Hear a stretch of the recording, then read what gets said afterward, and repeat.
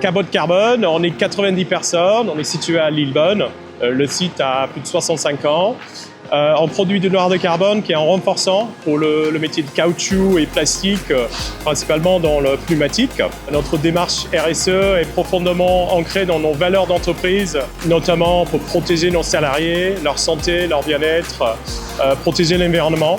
On est signataire de charte Responsible Care, adhérent France Chimie, et ça paraissait important pour nous dans l'amélioration continue des conditions de travail et la protection de l'environnement et de mettre en valeur les bonnes pratiques chez nous. Ça améliore la culture sécurité en faisant une mini-sécurité, une analyse de risque avant d'aller travailler.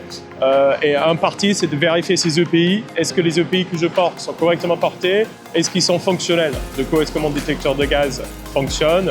Et ça fait partie de routine de matin ou de prise de poste de vérifier ces équipements.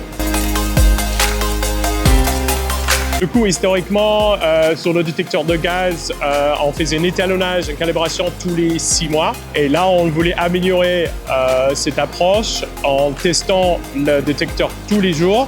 Un petit test de fonctionnement qu'on appelle bump test, qui va tester la réactivité du détecteur et s'assurer qu'il marche correctement.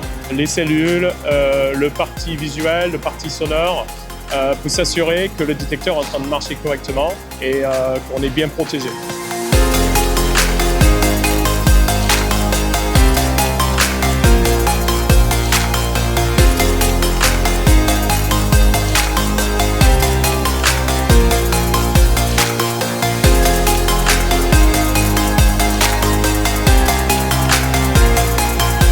On a plusieurs types de détecteurs chez nous. On a des détecteurs monogaz pour le monoxyde de carbone. C'est ce qu'on utilise la plupart du temps. On a aussi des détecteurs 4 gaz. Sur un appareil 4 gaz, vous avez l'H2S, monoxyde de carbone, l'oxygène et le pourcentage d'explosivité.